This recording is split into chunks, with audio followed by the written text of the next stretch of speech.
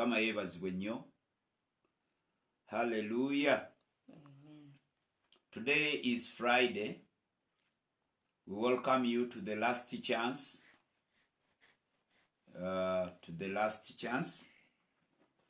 Eri aba Pentecost. To the church of the Pentecostals. Mwebale kukeera, mwebale kujja. May God richly bless you. Tukyali mu eschatology, ebiro eby'oluvannyuma bye tuyita the end times. Nga twogera mu end times, ebibuuzo bifunyiseewo naye lwakuba spirit mwe mubibuuliza. Abamu mubuuza mukayana,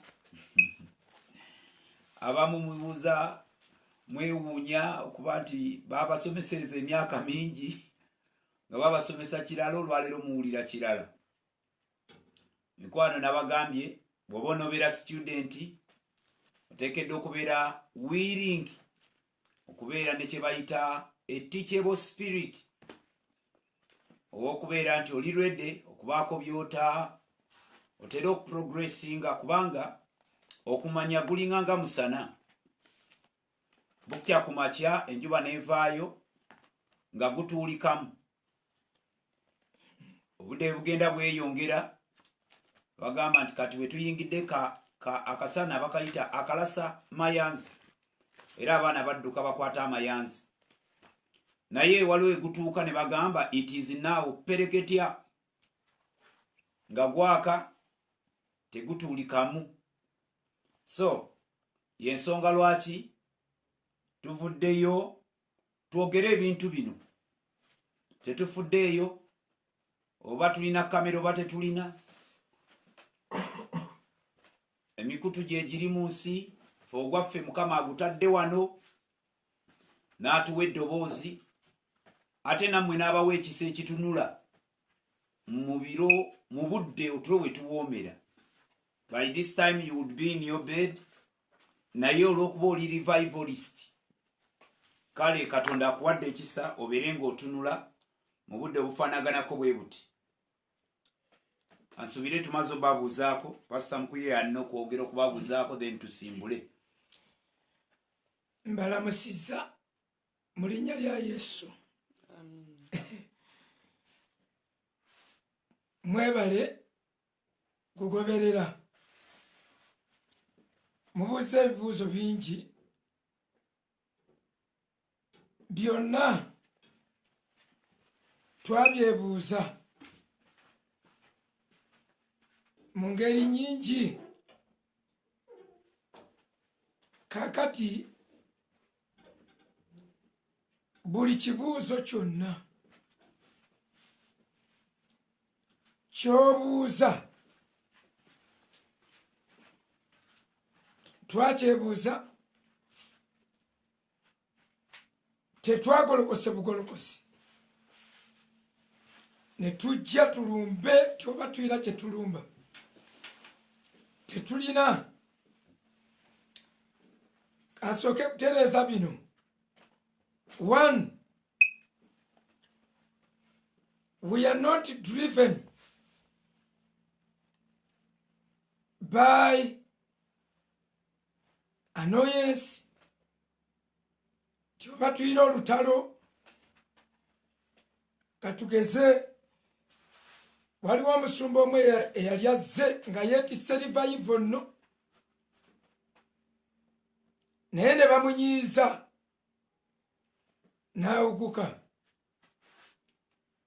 Ffe tuli mu kutereeza layini. Ekyo kimu. Ekyokubiri, twasooka kubalaga ebintu bino nga mu nsi twawuddwamu emirundi 4. Ate ffenna tuyina one authority. Authority is right now. Lightner kyekitabo kwe bajja divisions zonna. Robert Lightner. Ekyo kitabo kyaliwo ebbanga ttene. Tetuzze na njigiriza mpya.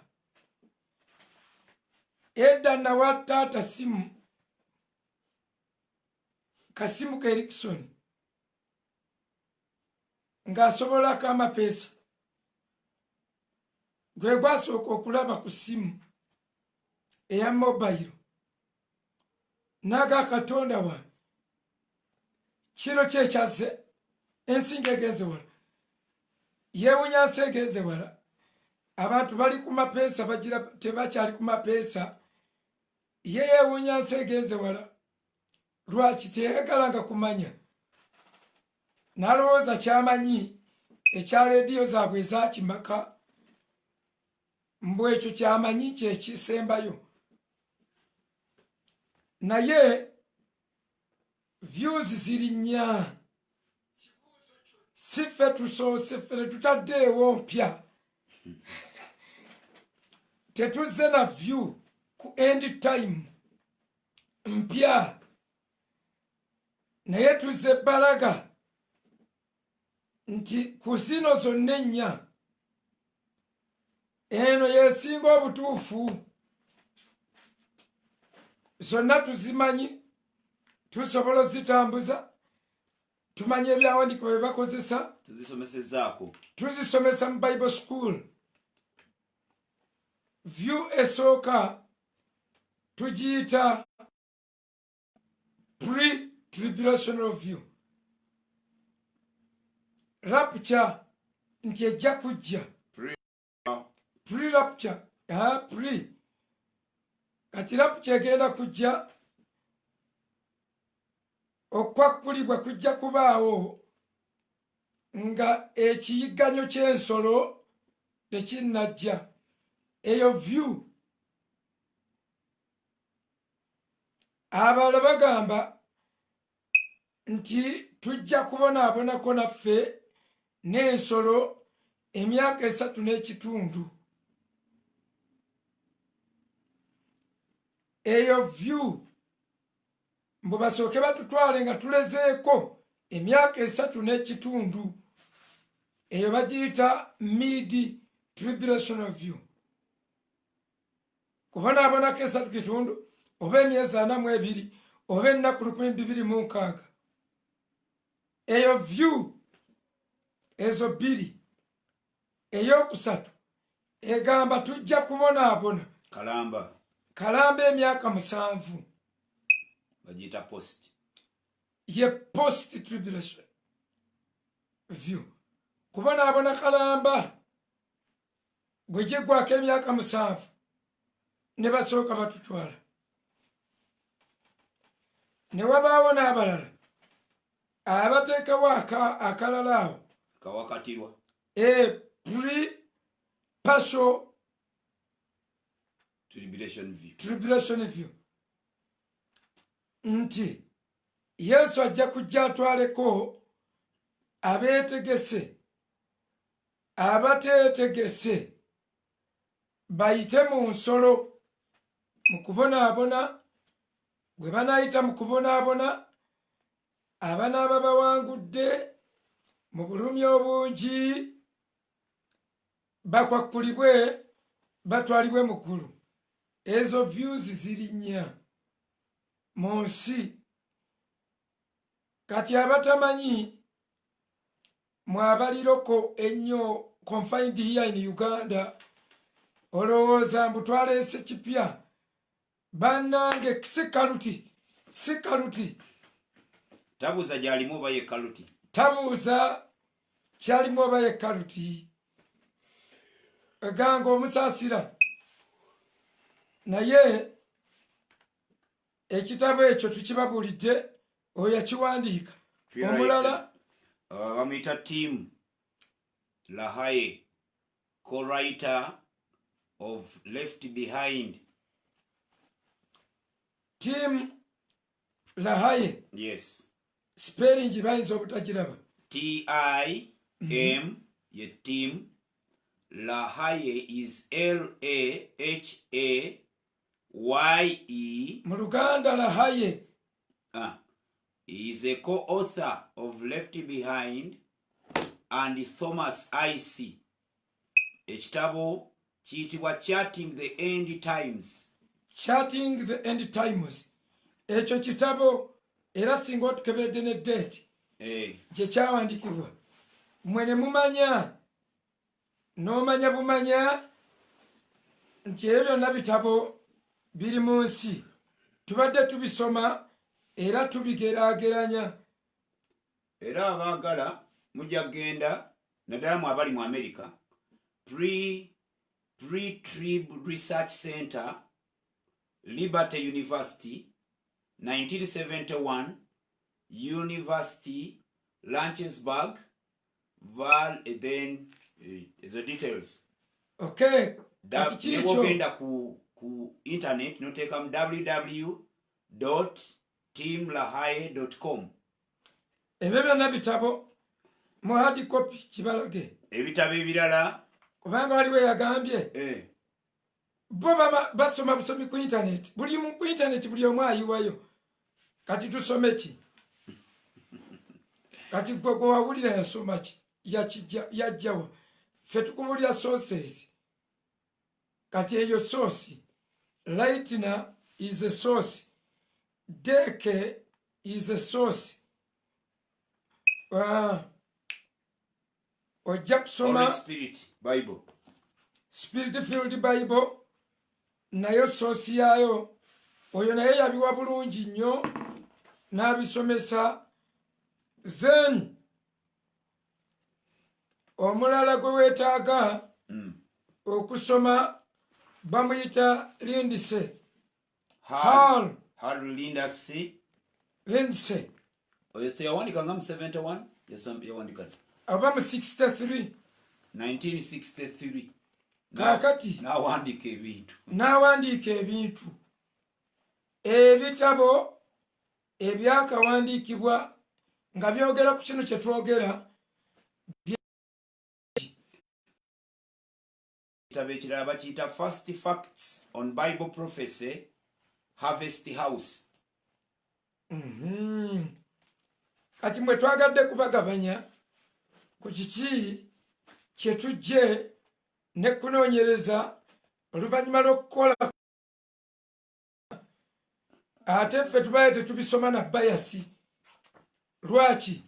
Nze ebbanga ddene nga ne nsomesa mu Bible School ne mbagamba abamidi be bano abagenda okubonaabonako n'ensolo n'ekitundu. Ne mbabuulira bano abagenda okukwakulibwa ng'ensolo tennajja. Ne mbabuulira abagenda okutwala akalamba emyaka 7 nga babonaabona n'ensolo alisaasira gw'alisaasidde. Nze naye byonna tubadde tubisomesa mu Bible School. Naye nze nawetanga ne mbagamba naye nze enzikiriza eno gye tukkiriza ku kyaki eya Midi. Buli omu era abayizi baalinga bakayana tekisoboka ne bagamba buli omu akkirize kyakkiriza paka tunamala okukola thorough research ne mubikompeyalinga tokayana bukayanyi. Bassebo ne bannyabo mu bulokole mugenda kuvaamu eddiini nga ddiini y'abalokole wabeerewo ne transitional group. Buli wabaawo revival wabaawo abasigalira abo be bakola eddiini. Kati amadiini mulimu enzikiriza ze tulina kati. Naye abantu leero si lwakuba nti be basinga obungi naye amazima ekintu kyabwe kyekirina ebibuuzo ebitono kye bayita pre-tribulation. Bwe twagenza okwekenneenya ennyo ng'ekituufu kiri nti ekkanisa tegenda kulaba ku bisiti. Kati ebibuuzo bye mwabadde mubuuza mwabibuuzizza abasinga nga muli bakambwe nnyo naye okambuwalira bwereere bumisiri bwe bukutawaanya gwe kasitolaba nga okambuwadde lwaki twogera ku kudda kwa mukama waffe yesu okuyita mu kusoma ne tukuwa ensonga zaffe. Pawulo n'abagamba sasobola kwogera nammwe nga ba mwoyo kubanga mba mukyalimu okuyomba mu mmwe. Otyo wandibadde n'ekibuuzo kinene nti naye ddala bwe twakkiriza twaweebwa omwoyo omutukuvu oba twaweebwa omwoyo omutukuvu? Kakati Christian Life bo bakkiriza puri, eno gye twogerako Miracle Center bakkiriza mu puri, eno gye twogerako ebyo bya bisiti tebabiriiko. Churches nyingi kati kino si kipya naye gwose osukitegeera leero. Weebaze Katonda nti waliwo atakutunuzaako ku sayidi endala. Ekyo kisanyukire nga tonneekyanganga naawe alina ebibyo by'omanyi oba yateekawo view eyiyo. Ffe tusoma views ennya ne tuzikuteerawo naawe ejja kuleeta quote a book tukootinga bayibuli mwe tuva ne tukootinga n'obutabo obulala. Okay, kyaki tegenda kubeerawo naye katusooke tuddemu ebibuuzo bino wammanga. Favor Esther yagambye byamutabudde ye tabitegeera. Bisobola okutabula naddala ng'oli ligidi kubanga oli agambye nti ezo view eziri. Kale gwe Esther bino biba bikutabudde katukuteeke ku ground kw'onoobitegeerera otya. Gwe teeberezaamu balo ng'agenda kukuwasa embaga n'ayita yaagayaye gamale okutulugunya nakusooka kutwala mu kiseka maketi bamale okutulugunya oba abantu bonna bakuleepingemuko nakusoosa nalufeenya. Ekyo kyangu okutegeera. Kati awo Yesu aba yakola ki? Atujja emikono gya Sitaani, atununudde mu ngalo z'omubi, ate obudde buba bwe n'atuteekako ne Metroni omwoyo omutukuvu n'atulagira twekuume ekyambalo. Wakiri tegeerayo ebyo tubyogera mu Luganda. N'agamba ekkanisa agenda gyerongoseza n'amazzi ag'ekigambo kye. N'agamba agenda kutwala nga sitatugba okuuma ekyambalo ne kutaba bbala wadde olufunyira agenda kukutwala. Kati ate awo biba bikutabudde bitya? Nti bitabula. Ekikutabula owulira eyakusomesa biri bambi yalabika okuba n'amazima. Byalabika egamba ng'oli awo mu mbeera eyo nze toyina bwino toyina ki. Tebitabula. Omanyi abantu baagala enjiri ne baagaliko n'abagibuulira. Otyo kituufu nkugambye ezo omuzimu lumu gwali gunkwasizza ekisa. Nga gukaaba mbu baagutta bubi naye ogamba nali nva kuyamba mukadde jjajja bono nanteega nankuba omuggo naggwa nafa bubi nenkwatibwa ekisa. Ennaku nekwata katono ngugambe mubeereko nabo bayitirira nnyo okutta. Bayibuli si bwegamba paka bwe nadda mu sensi zange neŋŋana naye bayibuli tetukkiriza kino. etuwadde obuyinza. Tetuwa buyinza goba gugende naye guba gwa kisa gutya. Kakati mulimu abamu ng'abasumba bamwe babakwasa ekisa nga gw'osaasira. That is okay. So feva ebintu bino tebitabula birikiriya era bwe bikulema okutegeera bino kiri ate kizibu nnyo ky'obadde olowooza nti wakitegeera kubanga ngendo kyo ky'ebibuuzo. Anti era pasita obuzibu bwe bubeera kati leero tuteeka omusana ku kyabadde kimutabula ekyadde mu kizikiza ate yasomye yasomye taliiko kituufu kati enkya ajja kujja n'ekibuuzo ekirala kakati abamu bakola bwe bati waliwo omuyazi yaŋambye nabuuzizza musumba gundi nanga si bituufu kati naye abalina kuba mu kiraasi ne kati omuntu akuwadde ebyawandiikibwa oli akuwadde bwino mu kifo ky'omutwalira olunyiriri ate obuuza bubuuza wamma mbwe ensolo mbufe tegenda tulumba mbu tetujja baawo leero mu abawala abato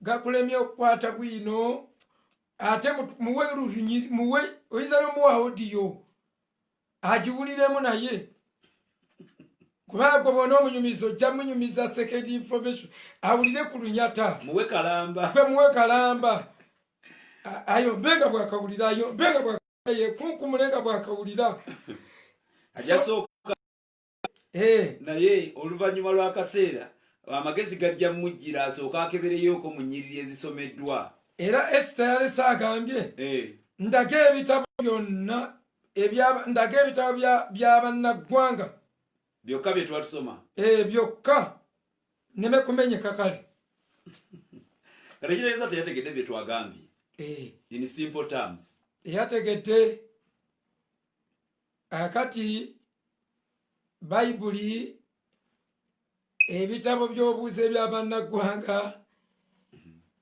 tebiriimu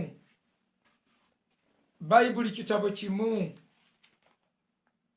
biri ebitabo 66 bye bayita bayibo akati nga ku lubereberye mu kutonda kw'eggulu n'ensi book of Genesis nga baani kubonojjako abayisirayiri tebaliiko kutondebwa kw'eggulu n'ensi oba ffe tetuliiko ate era pastor nti Isirayiri bwe tuddayo ku Genesis erabika erinayo obunyiriri obusembayo nga Genesis agwako Isirayiri bamuzadde jjo kubanga mwe Isirayiri temumumanyi Isirayiri bakaludaaya obuvo bwabwe bakaludaaya bannaggwanga actually they are Gentiles ensi yatandika na bannaggwanga the world started with the Gentiles Isirayiri nga tennabaawo abali emabega wa Yakobo bonna baali bannaggwanga bonna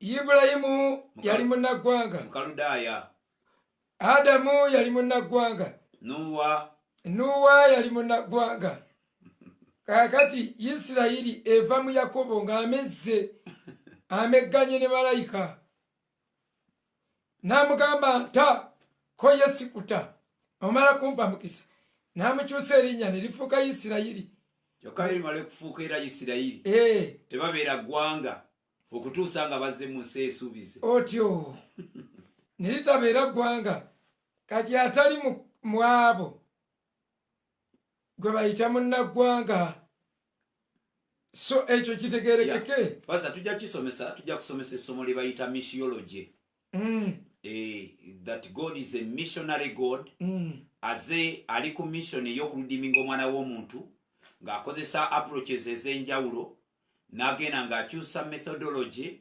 yatandika n'ensi yonna n'atandika ne bannaggwanga ne bamuyiwa ng'alonda individuals ne bamuyiwa n'alonda ba Ibulayimu mpaka yasalawo aleeta eggwanga n'eggwanga nalyo ne limuyiwa mpaka lwaleeta omulokozi. So God is one but he speaks to different people differently. Katonda ali omu naye ayogera eri abantu ab'enjawulo n'eri emirembe egy'enjawulo mu ngeri ez'enjawulo. Ffe tukolerayo sitale tukulaga emirembe egy'enjawulo n'engeri ez'enjawulo zayogereddemu. Ekyo kirebe kugaa nti bayibuli batwala lumu lutambi. Soma Matayo 15 22. Matayo 15 22. Tuddamu kibuuzo ekya Esther Favor batuweeyo ebitabo eby'abannaggwanga. Matayo 15 22 olunyiriri lwogedde nga lugamba, a Canaanite woman from that vicinity came to him crying out, Lord, son of David, have mercy on me. My daughter is suffering terribly from demon possession. Ono Mukanani munnaggwanga azze mu Matayo 15:22 tumusokolewo tutya kubanga twagala okulekako eby'Abayisirayiri. Kubanga twagala okuleka eky'Abayisirayiri. Gwe manya kimu nti kati boogedde Canaanite woman. Kati ate teebereza. Nkyasomawo. Bayibuli neekugamba bino bituwandiikiddwa okutubeerera ekyokulabirako fe abatuukiddwako enkomerero ez'emirembe. Waliwo abaalinako events ffe ne babitugamba mwe mujja kulaba nga kyakulabirako. Waliwo example naffe abagenda okukola exercise. Kati aba exercise bagenzemu example. Aba reality baagala kubeera mu kisiikirize. Kakati soko Maria. Kamaleyo wano. Lugambye bwe luti olwabirimu-3. Jesus did not answer a word. So his disciples came to him and urged him, send her away. For she keeps crying out for us. Yesu ayanukula. He answered, I was sent only to the lost sheep of Israel. Lwabirimu-4. Yesu yaddamu. He answered, I was sent only to the lost sheep of Israel. Eno ndagaano mpya. Yesu n'ayogera mu Matayo 15:22. Natumibwa mu ndiga za Isirayiri ezaabula zokka. First of all, Isirayiri zaabula. Ne baziwa omukisa okwogera nazo. Bwe baziwa omukisa okwogera nazo zigaana okureceiving opportunity. Matayo 23 bwe zigaana okureceiving opportunity, olunyiriri olw42 agamba obwakabaka buno buli bagibwako 2:44 buli bagibwako ne buweebwa eggwanga eddala. Nga babagamba awo na mu Matayo ffe tetukolifayinga.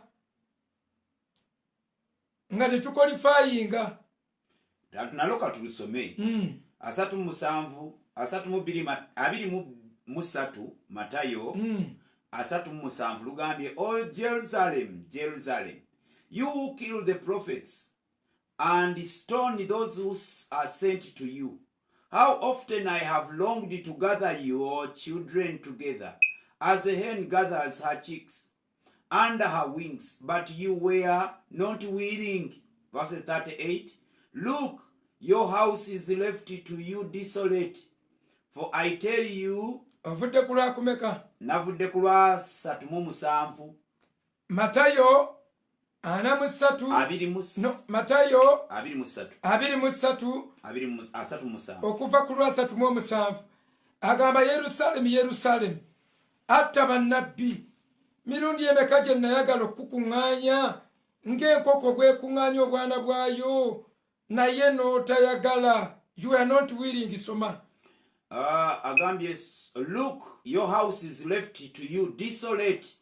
Ennyumba yerekeddwayo ng'ekifulukwa. For I tell you, you will not see me again until you say, blessed is the one who comes in the name of the Lord. Kakati mikwano muwulirize ebigambo ebyo. Ennyumba bagamba Yerusalemu, Isirayiri. Ffe batugobye wali mu Matayo 15. Ayogedde kyere, sajjirira mmwe. Sajja wa bannaggwanga. Sajja mu bannaggwanga, saatumibwa. Bantuma eri ndiga za Isirayiri ezaabula. Naye Isirayiri egaana. Isirayiri bw'egaana n'agigamba, ŋŋenda kukulekawo ng'ekifulukwa.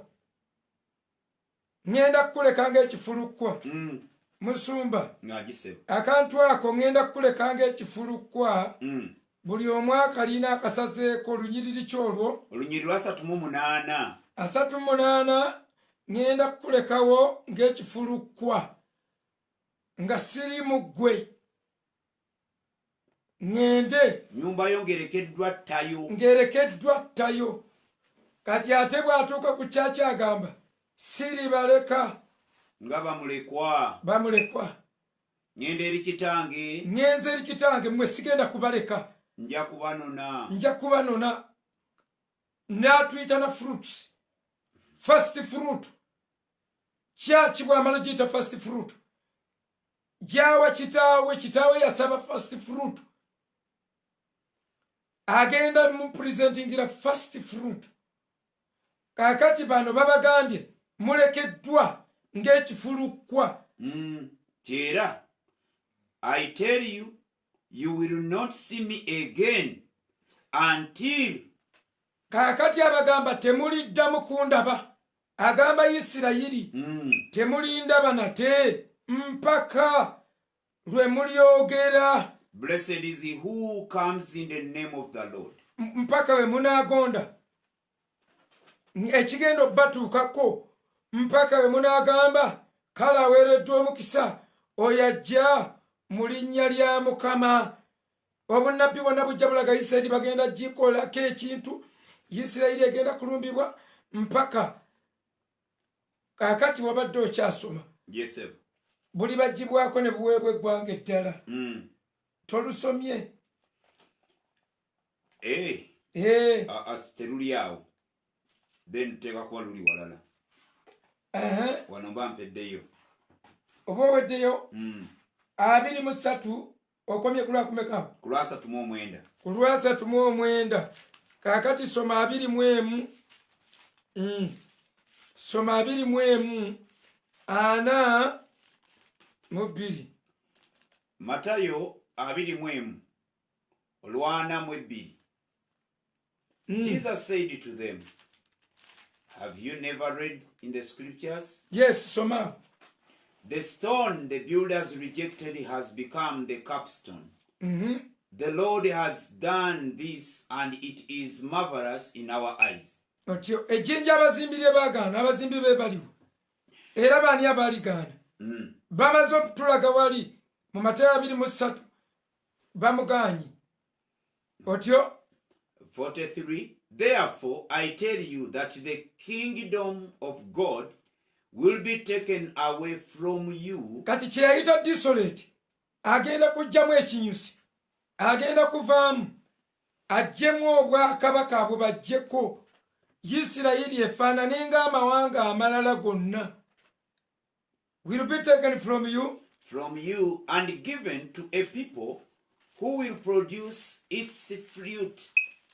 Bagenda kuliwa abantu a people. Waliwo classification yawo a people egenda abagenda okubala ebibala byabwo.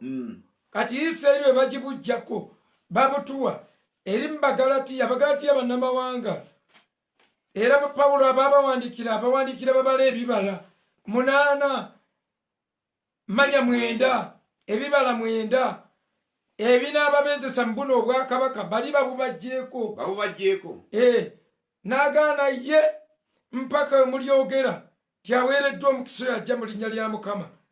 Kaakali bassebo ne bannyabo bannamawanga gwe tufunire omukisa amala okuddayo akomawo n'agamba mpeereddwa obuyinza mu ggulu ne ku nsi.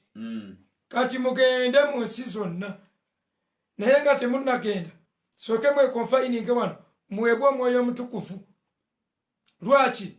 Ssaawa ya kuzimba kanisa gye nzize nsuubiza mu Matayo 16 18 ndizimba ekkanisa yange.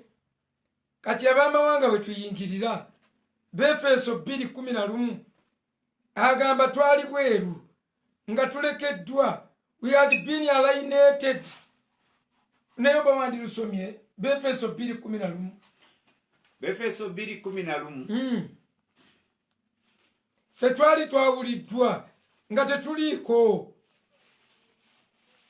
Kagali bwe tuba twali twawuliddwa Isirayiri bagigobye ne bagigamba ojja kabuliramu nja kukamula mpaka bw'onooyogera n'okkiriza n'ogamba aweereddwa omukisa yajja mu linnya lya Mukama.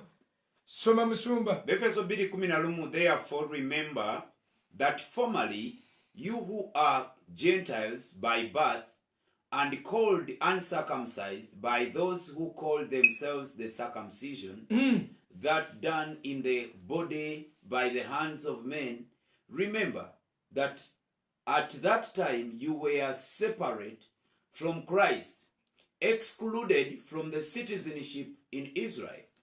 Mwali mwawuddwa ku Kristo nga mwawuddwa ku commonwealth, ku butuuze bwa Isirayiri, and foreigners to the covenants of the promise, without hope and without God in the world. Ffe nga twawuliddwa ne ku ndagaano zonna ez'okusuubiza, covenants of hope, nga tetulina Katonda, nga tetulina ssuubi.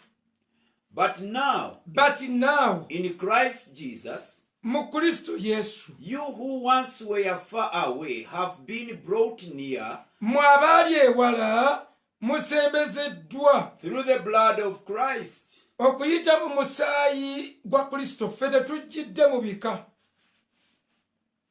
tetujjidde mu kintu kirala kyonna. Endagaano zino zonna eziri mu Bayibuli 15 tetujjidde mu zonna, tujjidde mu ndagaano emu empya, the covenant of the blood of Jesus.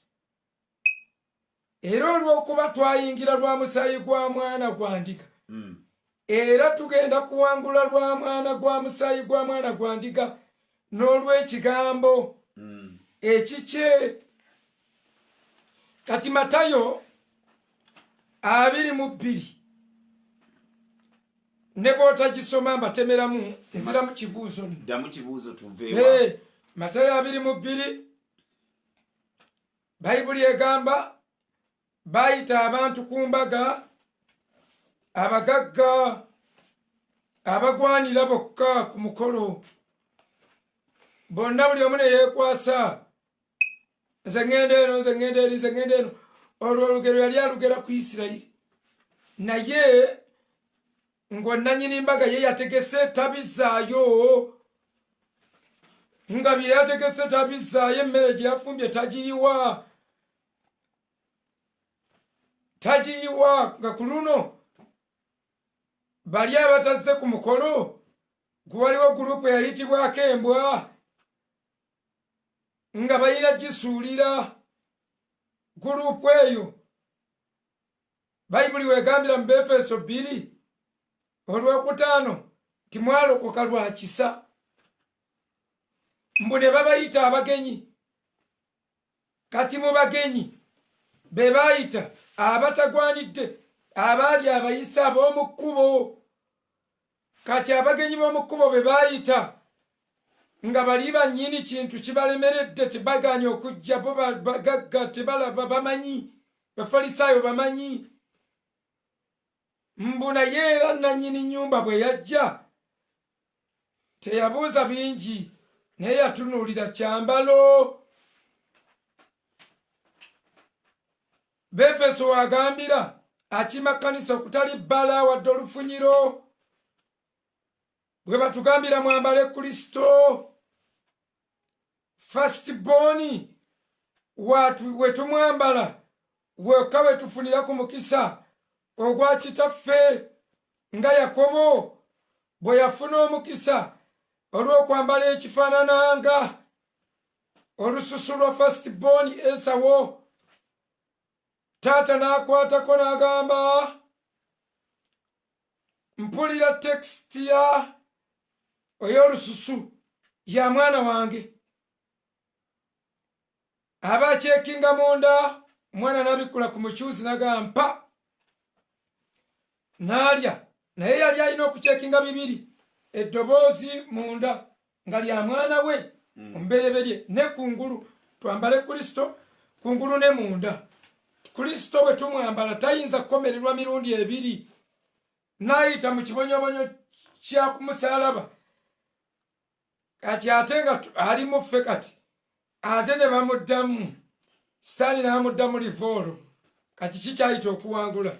Therefore ensonga eyo ebitabo bwe bityo bwe biri. Omukanani ayogerera mu Matayo n'Abayudaaya boogerera mu Matayo. Ne babagobera mu Matayo. Ne bagamba mbwa mu Matayo. Ate Matayo 28 ne bagamba mugende eri ensi zonna. Kati kweyagala okuspecializinga tewejja kuvunaanyizibwa tutegeerere wamu. Bayibuli yonna tugisome n'ekigenderero ekyokutegeera Katonda. Bwe bakuteeka mu 666 ku mpaka terina buzibu. Guba musango. Ekyo nakinyonyodde bwe bakuleepinga ku mpaka. Katonda bakutwala mu Geyeena oyo aba Allah. Era nze n'eggulu lye mba ndi musonyiwa kati. Nga bandeepinze n'ontwala mu Geyeena. Tekiriiyo okankanira bwereere. God has a mind. Katonda sifala. Amunoni bwe yaleepinga Tamali oba olaba Tamali bamuvunaana. Anti Musumba, ensomesa ya 666 ereetera abantu okulowooza nti obulokole buvudde ku muntu okukkiriza Kristo n'omutima gwe n'okwatula n'akamwa ke ne bugenda ku kukkiriza ennamba y'ensolo oba okugigaana. Kakali oyina kukkiriza bannaye. Tuyina kukkiriza Kristo. Tuyina kulinda Kristo. Ekiriwo si kukkiriza nsolo oba kugaana nsolo. Ekiriwo kukkiriza Kristo oba kugaana Kristo Geyeena obe ng'ogimaze. So ekyo ekintu 666 basebo ne bannyabo. Era Musumba katugambireko na kino nti teri muntu agenda kuyingira ggulu nga yagaana okukkiriza Kristo. N'agaana 666. N'agaana 666 naye nga ne Yesu yamugaana olw'okuba agaanye 666 ayingire eggulu. Ekyo tekiriiyo. Kambabuulire Abadiventi bangi abagenda okugaana 666 naye ne bwe bali bamansuse bumansusi gwe bw'obanga oyimiridde n'Omwadiventi omanyirangawo nti oli mu Geyeena. Iyo batosaze musango. Akatiba akatuyingiza, akakuba akatuyingiza ka Mwoyo Mutukuvu. Bikole batume 14 Mwoyo Mutukuvu. Balumi 8 14 15 Mwoyo Mutukuvu yatufuula abaana. Oli akima baana be. Fatuyita baana be. Kakati ate bo bamuvoola bajerega oyo bajerega omwoyo bagana ffe tumulina omwoyo mutuukirivu. Kati kibaga bamulina omwoyo mutuukirivu naye bavoola oyo ne bajerega ne bakamala. Okay, tugende ku kibuuzo ekirala. So ebya 666 ate na kino ekibuuzo nti bwe bakakuteekamu ne bakuteeka ku mpaka tekalina buzibu tewaliyo musango. Ate nga tugambye ffe bitukwatako ne bwonsoberera n'enzuukuka ngenda okuwulira mpulira naye mwe musaagana okusaaga. Gavumenti ne bwekuba kalifomu ng'emufuuyirira mu nnyonyi. Katonda nga yateekawo ebintu bwe bityo. Gavumenti nga yayagadde nga bwekuba tiyagaasi neefuwa bufuuyi kalifuuwa ne mwebaka buli omu ne bamulongoosa mpola ne bamuteeka mu 666. Ebirala byonna bye mwogera ku chiipu byonna mpagezaako kunyweza ntiisa eno nti bw'okakwatako kaabika. Omuzungu asimbuliza bwongo, abantu basimbuliza mutima ne bagujjawo ne mwabamanyi human parts ze batradinga nga mukimanyidde ddala nti basobola okukyusa nsigo. Omanyi kali mu lithium battery. Mu lithium battery. Bw'ogikwatako eyabika neyiwa obutwa mubiri. Tukwate ku lithium battery. Wabeewo practically nga babadde bakateekamu nga tekayabise. Omubiri gwe guba gukongeddemu amaanyi naye ebyo byonna byonna buli omu anyweza tribulation ye alabe nga kyongera entiisa mu mitima naye tetwaweebwa mwoyo wa kutya naye twaweebwa mwoyo mulala atufuula abaana mbwera nga akaaba abba father. So kino Fatima yakibuuzizza omulala n'agamba musumba mukuye lwaki kati gwoba okagaana? The enemy of Israel is my enemy. Nze gwolaba nyina ekiruyi ku busiraamu ku bawarabu abo abatulugunya Isirayiri. Nze Katonda gwe nyina wa Isirayiri. Kati sibasaagala babatulugunye. Kati byonna sitaani byanakozesa okukubisa Isirayiri sibyetaaga mu nju yange. Actually musumba sitaani kasita ekintu kibeera nti kya sitaani kimalo kigaana ne bwe kibanza tekijja kunkosa kya sitaani. Nga kya sitaani. I don't associate. Sitaani bw'ategeka maaki sigusamba. ye ne bwoba musambi wa mpiira tosamba. Kakati mutuleke ogandi kakati nkagaane oba sikagaana. Bw'oba osobola okukagaana ng'olina escape kagaane. Bw'oba tolina escape omulwadde agudde ku accident ng'omujjanjaba beetaaga ekyo bamuteekeko. Naye bw'aba mu Isirayiri abantu abo tebalina kwonoonawo. Bagenda kuwandiikawo erinnya lya Katonda. Twalulabye olunyiriri mu Kubikulirwa 14 olusooka. Bagenda bawandiikako erinnya lya Katonda mu byenyi. Katonda kyava agamba temwonoonawo. Sitaani naye kyava yeyanguyiriza ayonoonewo. Lwaki? Ne Musa bwe yava ku lusozi nga wano weewaaka. Tetukyayaka wano. Twakawa mu mitima. Lwakiro basomerera mu Bakolinso ekyokubiri essuula ey'okuna layini ey'omukaaga. Tetukyayaka ffe tetwaka byenyi. Baayakanga byenyi obulokozi bwabwe bwabanga bwa kungulu. Katonda waabwe erinnya lya Katonda waabwe bagenda ddi bawandiika kungulu ku byenyi. Balina okukuuma ebyenyi. Ate ffe batugamba kuuma mitima. Lwaki? Soma musumba. Bakolinso ekyokubiri 4:6 ekyokubiri 4:6 ne 7. Okay, mu 4:6 agambye for God who said let light shine out of darkness made his light shine in our hearts to give us the light of the knowledge of the glory of God in the face of Christ. Eyayogera tyomusana guli akamukizikiza yeyayaka mu mitima gyaffe. Bali yayaka ku byenyi. Musa n'avaayo ng'abisse ne maaso. Ennyiriri ezo jja zisoma era kati ono tagenda zisoma. Naye gwe nzikuwa mu Bakolinso ekyokubiri 3:3 mpaka ku 6:7 endagaano eri yali y'okwebikka mu maaso. Ali bassebo ne bannyabo nsomerayo olumu olwogera mu Yokaana ekisooka 4. Yokaana ekisooka 4. Yokaana ekisooka 4.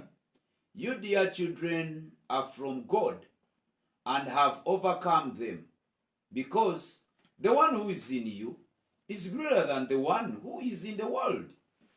Kakati Bayibuli egambye mu Yokaana ekisooka 4 mu abaana abato ali mu mmwe asinga ali mu nsi.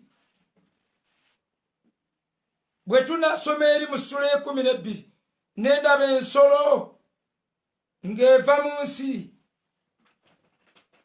naye tuyina lion.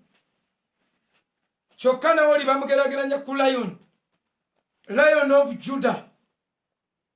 Kati oli agambye ali mu mmwe. Bali tebalina Abayisirayiri. Ali mu mmwe. Asinga ali mu nsi. In fact, ne bwe tukiteeka ku balance, ne bwe tukyogerera ku justice, Katonda atuleete mu lutalo. Abayisirayiri tebalina kantu, tebalina mwoyo, balekebwa ttayo nga balekeddwa kifulukwa, ensolo ejje batugatte nabo, etulugunye nabo, nga bo beereere, nga mmwe muyina omwoyo omutukuvu, nga bo beereere, nga mmwe muyina omusaayi gwa Yesu, nga bo beereere, nga mmwe muyina Kristo mitima gyammwe, nga bo beereere, nga mmwe mulina ekigambo, nga bo baddugala, nga mmwe munaabye n'ekigambo kya Katonda. Kati olwo batutwale mu maaki nga tukoze ttiimu emu, nga bo tebambadde ngatto, nga Katonda atwagadde atya ffe ababe ne basambira mu bigere, nga maaki y'emu. Tugatta mu maaki eyo y'emu. Don't be deceived, church. Let us reason together.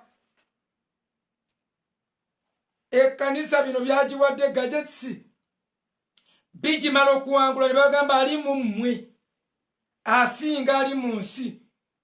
Kati ate bali batugamba ensolo neweebwa okulwana n'abatuukirivu n'okubawangula. Ensolo eweereddwa kulwana n'abatuukirivu na kubawangulwa. Kati ate abatuukirivu be bagamba baliwa?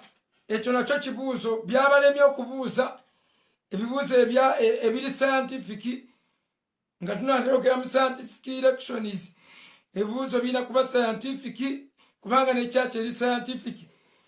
Wandibuuziza kati ate bali be bayita abatukuvu basentisi be baliwa? Be baliwa basentisi? Enjiri egenda kubulirwa Isirayiri. Era bassebo ne bannyabo church ng'emaze okutwalibwa, enjiri eno ey'obwakabaka eribuulirwa.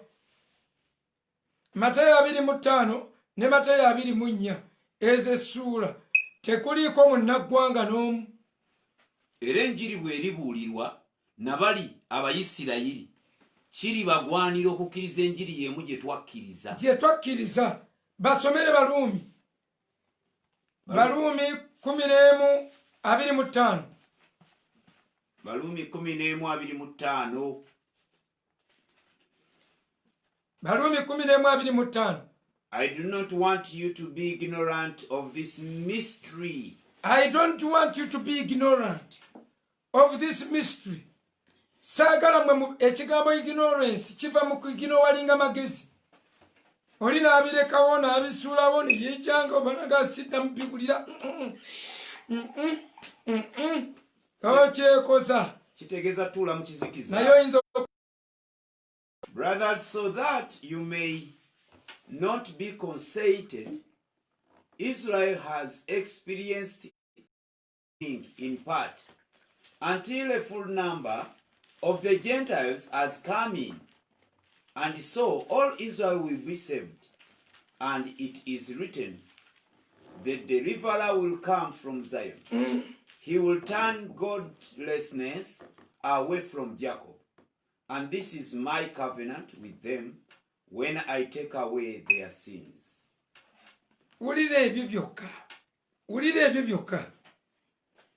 As far as the gospel is concerned, they are enemies on your account. But as far as election is concerned, they are loved on account of the patriarchs. For God's gifts are not...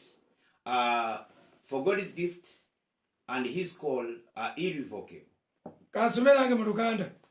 Kubanga saagala mu abooluganda obutamanya kyama kino mulemenga okubeera ab'amagezi mu maaso gammwe mwekka ng'obukakanyavu bwabeera ku Bayisirayiri mu kitundu okutuusa okutuukirira kw'abamawanga lwe kulituuka. Kakati mwenna musome awantu abo nga mwegendereza okutuusa okutuukirira kw'abamawanga bwe kulituuka. Kristo agenda tutwala tugenda kuba tutuukiridde. Kati ate bwe tuli batutuukiridde mu Befeso ekkanisa etaliiko bbala wadde olufunyiro, ate abagitwala bagiseeka enfunyiro batuukiridde abayagala ki? Anyumirwa firimu, kiboko ziba zaaki, anyumirwa kikomando, oba Katonda bayafuuse gyetiri, batulongoosezza batutuukiriza. N'agamba era bwe kityo Abayisirayiri balirokoka bonna. Era nga bwe kyawandiikibwa nti muliva mu Sayuuni awonya, alijjawo obutatya Katonda Yakobo, obutatya Katonda mu Yakobo. Agenda kujjawo obutatya Katonda mu Yakobo. Ku luno bino eno ndagaano mpya, naye owulire ono byakugamba ab'amawanga nga bamaze okutuukirira, ate byazzaako obutatya Katonda agenda bujja mu Yakobo. N'agamba eno endagaano yange eri bo so si eri mmwe, nti bwe ndibaggyako ebibi byabwe mu njiri be balabe ku lwammwe, naye mu kulondebwa baagalwa ku lw'abajjajja, kubanga ebirabo n'okuyita kwa Katonda tebyejjusibwa. Actually Musumu, statement eyo eba etegeeza Kristo teyalikomyeyo. Kubanga omulundi gwe yajja guno gwe baamugaana gwe gwali omulundi gwazza okuleeta obulokozi ku nsi, naye olw'okuba baamugaana agenda kudda. Ne batugamba okukkirizibwa kwabwe tekugenda kwesigama ku mulundi guno, kugenda kwesigama ku kisuubizo ky'aba Ibulayimu. Kyava abakomerawo, wali mu Matayo abagambye okutuusa lwe muligamba aweereddwa omukisa oyo ajja mu linnya lya Mukama.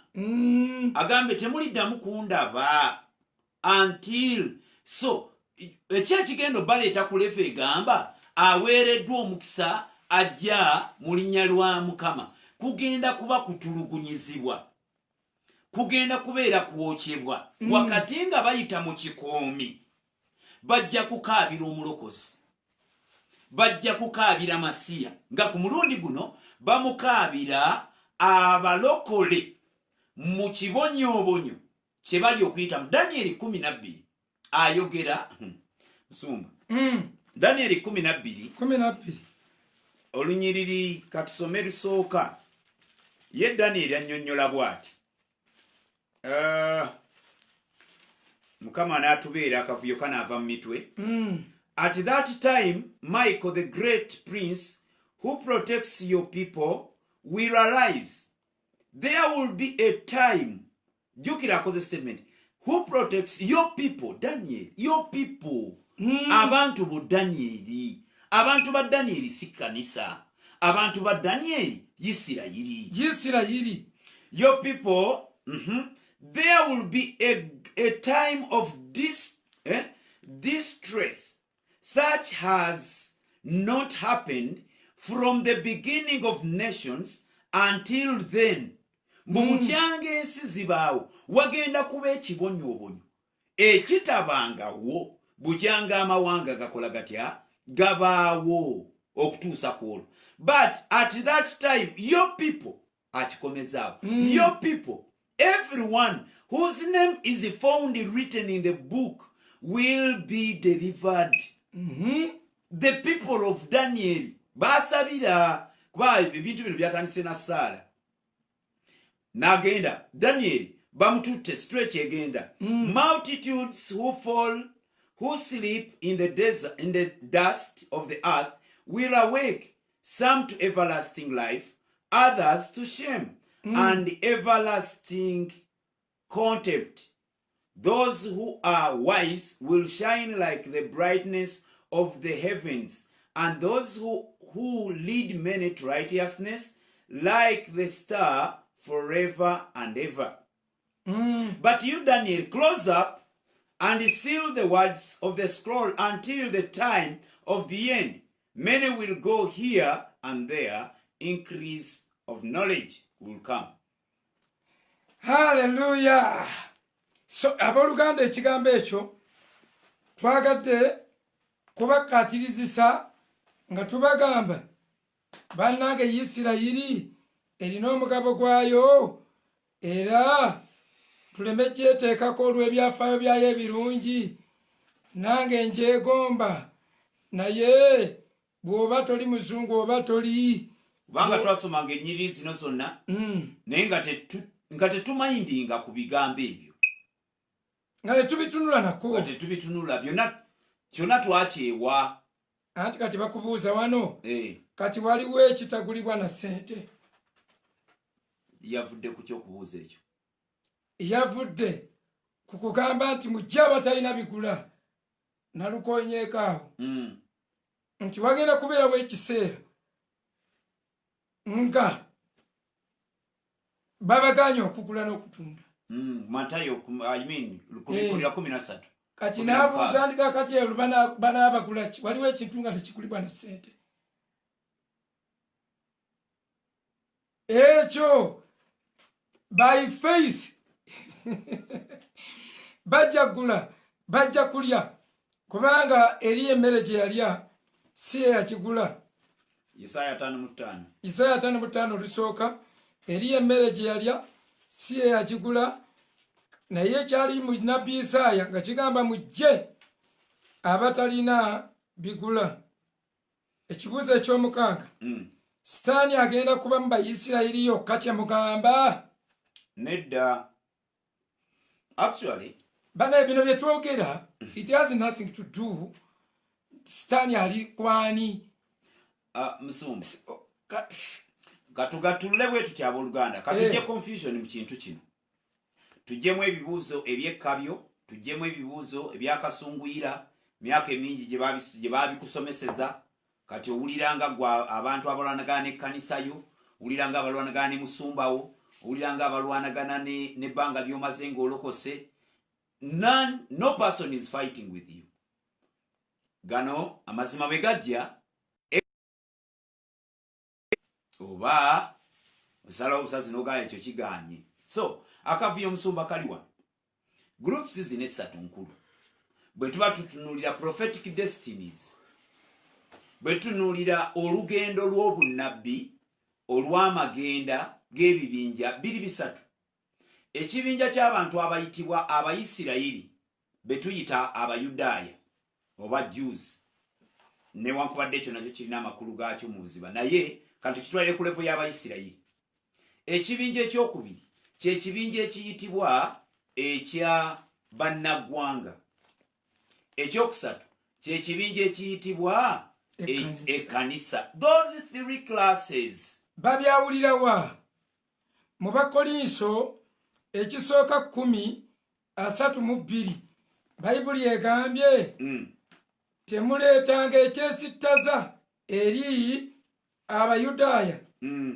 koma newakubadde eri Abayonaani koma newakubadde eri ekkanisa ya Katonda babyawudde gurupu esi mu kifo kimu bayibuli ebyawula ate byo ne byegatta era those three groups buli emu erina prophetic destiny yaayo erina amagenda gaayo ku pulaani ya Katonda ekkanisa teyaliiwo ekkanisa n'etandika engeri gy'etandika yakyama miraculously mysteriously mu chapter 2 y'ebikolwa by'abatume ekkanisa etandika mysterious by the coming of the Holy Spirit on the day of Pentecost bali mu mbaga ey'ensiisira that's why there were many people that had gathered in Jerusalem so abo ne babeera nti destiny y'ekkanisa nga bwetandika mysteriously egenda kugibwawo mysteriously the church is a mystery egenda kugibwawo mysteriously in the rapture then ebibinja bibiri bigenda sigala ku nsi the Gentiles bagenda sigala abannaggwanga olwaleero abagaana okukkiriza Yesu Kristo okubeera nti beegatta ku kibinja kye bayita ekkanisa Abayudaaya olwaleero abagaana okukkiriza Yesu Kristo okuba nti beegatta ku kkanisa bagenda sigala the Israelites will remain, then the Gentiles abaganya okukkiriza Kristo bajja sigala. Ebinja bibiri bijja sigala. Era ebibinja bibiri bwe bisigala ku nsi, systems z'ensi olwo mumanya ziba zigenda bakosa. Olutalo lw'abakatonda lugenda kukoya. Ekigenda oddukoyesa kye kino nti ba Gentile bantu ba Sitaani, Bayisirayiri gwanga lya Katonda. Kristo akomawo gye bali nga bamaze nga wakati okunyigirizibwa kuno kunaagenda mu maaso, Sitaani ajja kukunga abantu era ng'anyigiriza eri mugiri emyaka 7 bannaggwanga bwe bali abagaana okukkiriza enjiri. Isirayiri weeri ebimonyobonyo bino bitandika okugenda mu maaso, balaganye naye endagaano nga bakkiriziganya. Era musumba bwe tutunulira ebibinja ebyo, kankusomereko wano ka quotation katono nnyo. Nti what is the prophetic future of the church? In order to answer this question, we must first understand that the church relates in 2 ways to the program of God. First, there is a true church which is made up of Jews and Gentiles who are genuine to Christ as their Savior and have had their sins forgiven, beginning on the day of Pentecost. Yesitwechi y'ekkanisa lwetandika mu bikola by'abatume 2, continuing up to the rapture time. All believers are part of Christ's body or the church. Then number 2, there is a realm of the professing church's influence which we call the Christendom. Nje kanisa musumba tugenda kusoma Matayo 13 olunyiriro lwa 24 mpaka ku lwa 30. Nga mu kino ekkanisa erimu ebiwayi 2. Waliwo abantu aboogerebwa okuba abakulisitaayo naye nga tebali, abeeyita abalowoozebwa naye nga tebali. Kyokka ate era waliwo n'ekkanisa ey'amazima. Oba tunasooka kusoma Timoseewo 2:19, 2 Timothy chapter 2 verses 19. Twawule ebibinja ebyo byonzi bireeta confusion. Naye omusingi gwa Katonda omugumu gubeerawo nga gulina akabonero kano nti Mukama waffe amanyi ababe. Mukama waffe amanyi ababe, weeyongereyo. Era tiyeewalenga obutali butuukirivu buli ayatula erinnya lya Mukama waffe. Buli ayatula erinnya lya Mukama waffe. Those are true believers, true Christians, abakkiriza Kristo. Era wansi naga mu nnyumba ennene temubulamu. Mu nnyumba ennene mubaamu ebibya bingi, ebimu bya zaabu, ebirala bya miti, ebirala bya mbaawo. Kyayise ennyumba ennene kwe kubeera nti kyetuyita Christendom oba kyetuyita Christianity olwaleero kirimu Abakatuliki, kirimu Abaorthodox, kirimu Abaprotestanti, kirimu Aba-Seventh Day, aba Jehovah's Witness, kiri bonna kasita baatula Yesu babalibwa okubeera Abakristaayo. But they are not be deceived nti bonna abaprofesinga nti ye kanisa ya Kristo. Bayibuli etugambye Katonda amanyi ababe, ojja kulimba mulala naye Katonda ababe abamanyi. Si byakwesooka. Matayo 13:24.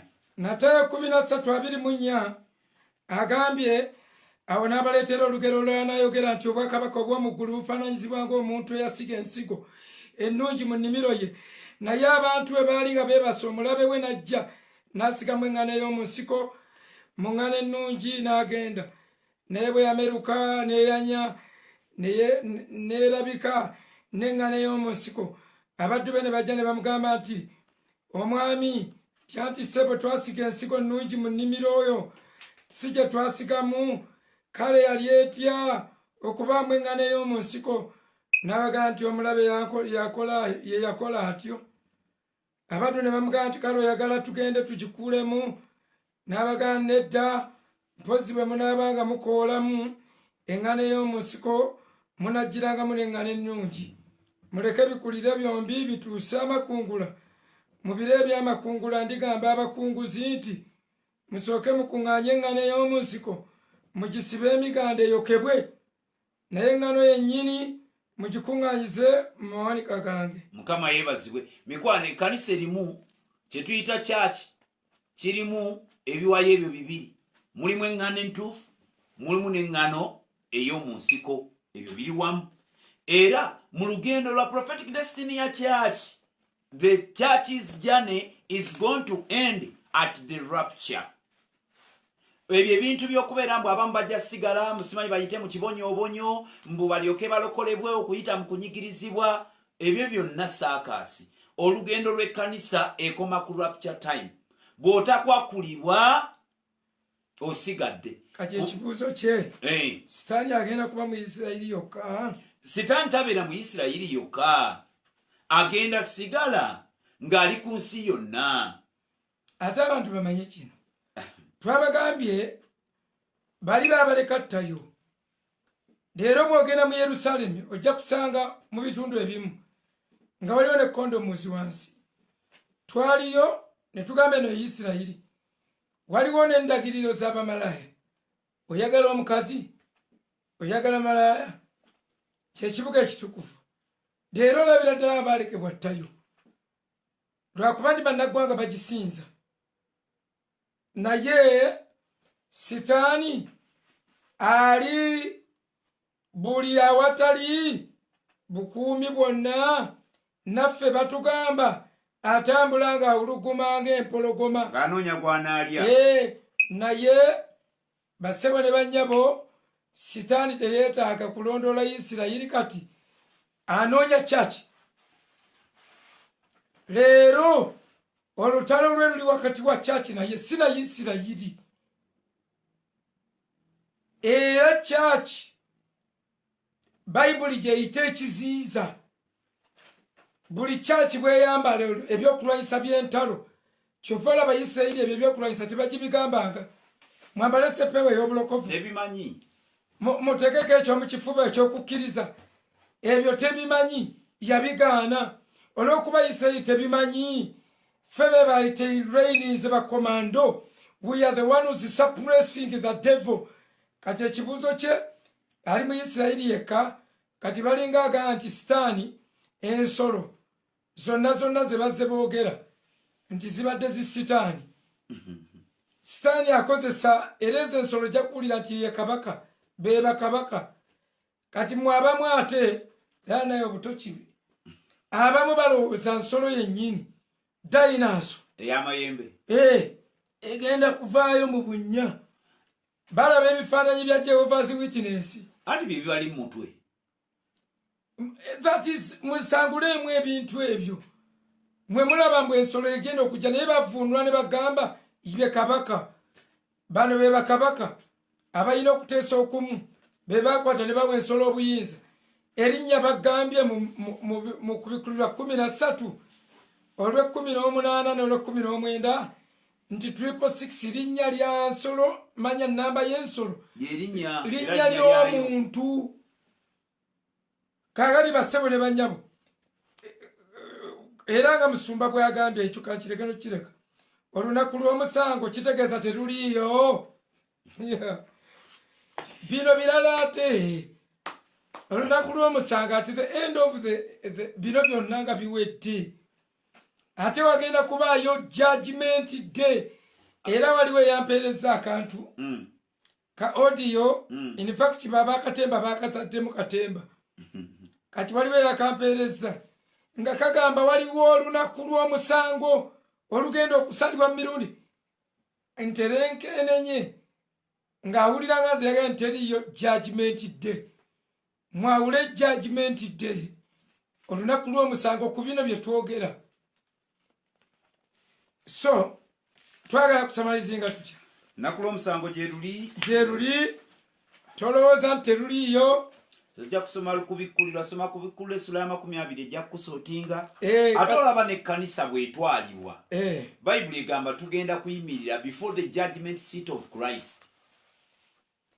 Nagamba omusango gugenda kusooka eno gye tuli, gusooka mu nnyumba. Ate olwo abali basi balokole. Kaakati tusamalizinga bwe tumusumba. Kuba samale tugende. 666 ekkanisa tegenda kiyitamu ya Isirayiri.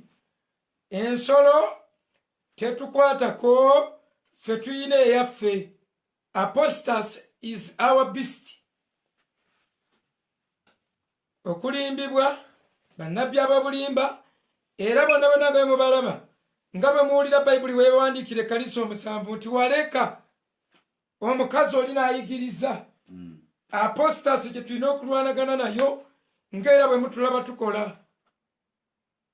Kulimbibwa, kuferebwa, ffe bino byonna bano abasajja eyajja mbu ye Kristo, mbu bakristo ab'obulimba balijja, ffe tebitukwatako kubanga tetulinda Kristo. We are not waiting for any Christ to come and walk within us. We are not waiting for any Messiah to be born. Yes. Kakati abo bakristo abazalibwa bakristo b'obulimba tebatukwatako. Bwe baba bakulimba baba balimba Isirayiri kubanga yo yeri mu kulinda, yerinda Masiya. Otherwise ffe tetukyalina gwe tulinda ajja kukoma mu bbanga atutwale. Ffe tulinda kukimibwa, tulinda kutwalibwa, naye bo balinda okujja kwa Masiya. Yesaya 9 gwe yalagula. Kati bano abeesulasula eddalu ne bajja mbu ye Yesu, simanyi ono wenda kaseke, simanyiwa. Abo balina kugenda eri Isirayiri, era ffe tetuyinza kuwubwa abamaze okutegeera. Mbu muliwulira bakristo ab'obulimba. Zino ze nsonga. Ekisookera ddala bwe bunnabbi obwa Danyeri 9:24 mpaka kwa 28. Musumba sokolandule nsonga ki? Ensonga ezitulaga ku 666 tetulinako mugabo, tetuliiko. Nti ekkanisa tegenda kuyita mu kiyigganyo ky'ensolo. Okay.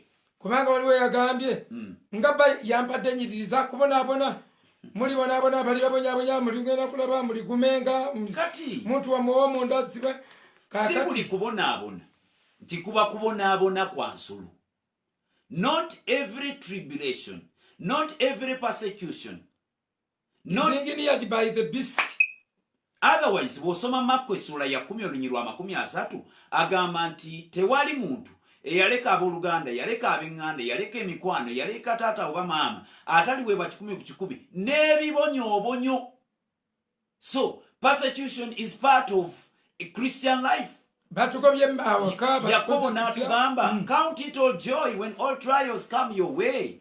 So kiri ekyensolo, kiri special, kiri mu myaka 7, kirina time period. That's why Daniel akiyise a distress that will come upon the earth that it has never been before. Ekitabanga wo va ku bino tekyenkanankana n'abapawulo bye baayitamu bye babakululanga ku nguudo z'ekibuga. Tekigenda kwenkanankana kubanga kino kizibu. Musoma okuva ku ssula y'omukaaga y'okubikkulirwa. Ebibonyoobonyo ebigenda okutonnya ku nsi tebibanga wo. Ng'ate be babitonyesaako nfu ky'okwenenyeza Katonda bongera kumunyiigira na kumutyawa olw'obukakanyavu. Nakiri era we tukiddiramu abagamba olwo abalokole abali babasigadde bagenda kukola batya. Musumba yakizzeemu tebaali balokole. Teri mulokole asigala. Teri mulokole yennyini. Omulokole asigala aba yabadde si mulokole. Era gwe bw'otuukanga mu tribulation, gwe bw'oliraba ku 666, ekiyiggayo kya 666 ne kitandika, ne bamala batutandika kati, mumanye nti tuba twasigala. Musumba nnumwa engeri sitaani gy'akutte namba 666 n'awubisa ekkanisa n'ejja attention ku kintu ku Kristo n'Omwoyo Omutukuvu, enkolagana yaffe naye, okuyiga bwe tutambula naye, n'atuwugula n'atuzza ku bintu eby'okungulu n'atujja ku bintu eby'omunda. Ng'ate bwe tweyita ab'omwoyo, kati ate ab'omwoyo figa. Kale ekisooka obunnabbi bwa Danyeri 9 butulaga nti bunnabbi bw'abantu ba Danyeri, bwa kibuga kya Danyeri. Wiiki yaabwe ejja kutandika ng'eyaffe eweddeko, kubanga bw'otakkiriza ekyo ojja tubuulira mu wiiki 69 we ziriggwako masiya agenda kusalibwako. Bukyanga Yesu afa tuli mu wiiki eyo, wiiki emu yasigala teggwangako, wiiki eririddawa. Bw'oba tokkiriza nti eri ku Bayisirayiri kitulage zirina kuba 7. Ekirala we kye bayogererawo era Musumba naye yenna yeetantala okugamba nti wiiki eyo yaggwako, kubanga nalabako omulala yali awo omusajja oba mu Germany ng'annyonnyola alaga nti wiiki 7 zaggwako. Naye buli lwogamba nti zaggwako tuba tugenda kubuuza ebibuuzo no wammanga. Bagamba nti mu wiiki eyo there will be everlasting righteousness, nti sin will be purged out of the world. Bwe mbadde ndeeta mwogere agenda kukomya ekibi, agenda kukomya okwonoona, agenda kuggyawo transgression, era agenda kussaawo saddaaka. So nga tukubuuza ebyo weebiri bweba wiiki yaggwako, bwegiba emyaka 7 the 70 weeks eziba zaggwako weebiri. Ensonga ey'okubiri ekiziiza Bayibuli kyeyogerako mu Basesalonika kyekiriwa aziiza akyaliwo. Basesalonika bajja kusomayo 2:7 nti aziiza ekiziiza ekiri awo si kirala wabula ekkanisa. Ekkanisa Bayibuli egamba nti geemaanyi mbwera okuyita mu yo amagezi galyoke gategeezebwenga eri ab'amasaza bonna. Ndizimba ekkanisa yange n'amagombe tegagenda kukiyinza. Institution yokka gye yali ayogeddeko ekigambo nti sitaani taligiyinza, kanisa takisobola. So yeeziyiza omulabe wa Kristo okuba nti tannabikkulibwa. Kakati Basesalonika 2:7 agamba nti ensolo terivaayo okutuusa ng'aziiza agiddwawo. Kati awakanya atubuulira ani aziiza. Ekyokusatu ye Balooma 8:18 mpaka 19. Olungi abisoma. Baluumi 8:18 mpaka 19 agambye, I consider that our present sufferings are not worth comparing with the glory that will be revealed in us. Okubonaabona okwaffe bino bye tubonaabonamu, it is unworthy the glory, ate bali ekyabwe ekigenda okubatuukako. The creation waits in eager expectation for the sons of God to be revealed. Nebolekerawo tubadde unworthiness of our suffering. Okwensolo si kwayogerako, ayogera ku kanisa ng'abamawanga nti bye tubonaabona ku bye tubagenda otuwa tuffe tetulina. Ekirala ensonga ey'okuna kubikkulirwa 4 egamba ebyo ebyamala okuggwa ebya kanisa n'atwala rapture egenda kuba kubikkulirwa 4 weewali rapture. Ndaga awalala oba mugaye kanisa ejja kubaawo. Bagenda okulaga rapture endala batwalako abantu 2.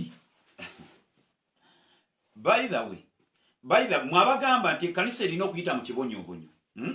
Mutulage rapture eri luddawa. Ngemaze okuyita mu kibonyoobonyo. Tulage ekyawandiikibwa ekiraga rapture nga ensolo etandise okufuga.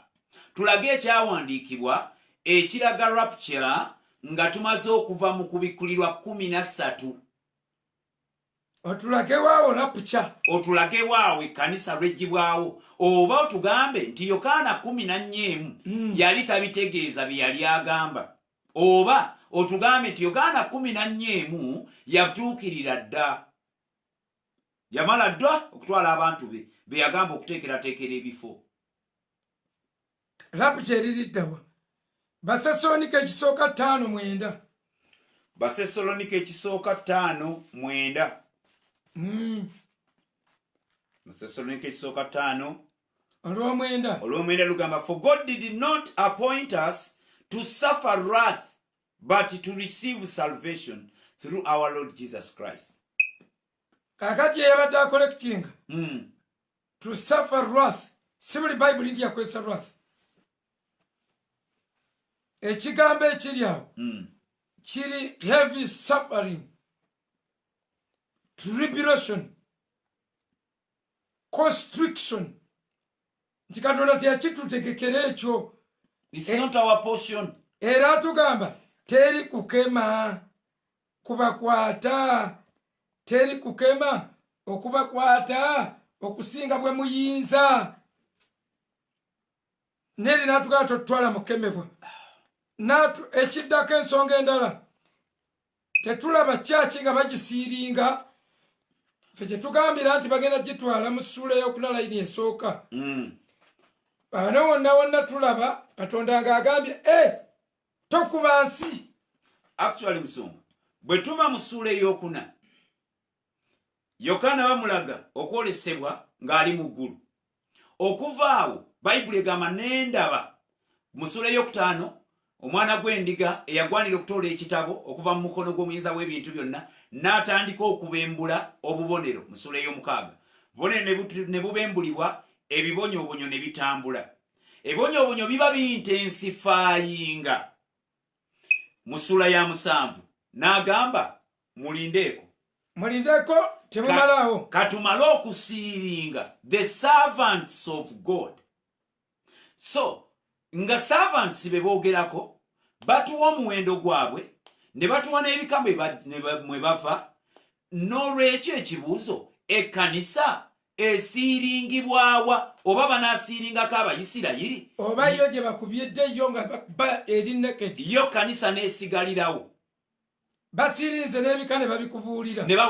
Era Musumba, awo we wava akatyabaga olw'okuba abantu balaba tebalina we bayingirira. Kubanga bo rapture baba tebagirabye mu ssuula ey'okuna. Kati ne bagiteeka eno ne bagirinda mu maaso.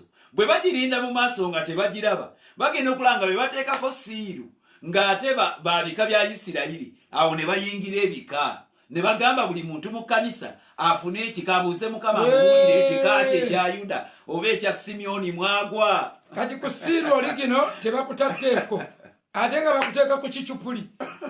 Asiirinze oligino siiru mu ssuula ey'omusanvu, ate ensolo ereeta ekicupuli, ate ngo gakwetuli.